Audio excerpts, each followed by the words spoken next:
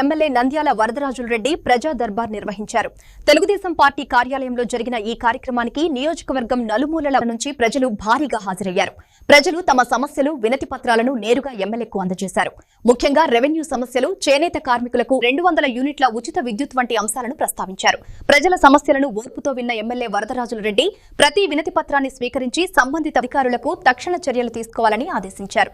ప్రజలకు అందుబాటులో ఉండి సమస్యలు పరిష్కరించడం ప్రభుత్వ ప్రధాన లక్ష్యమని తెలిపారు.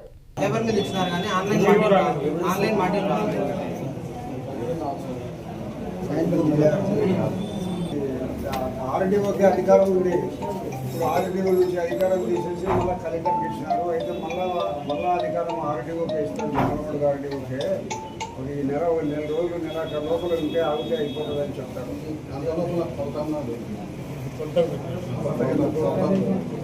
ఏదైతే కోర్టులో ఉండేదేనా?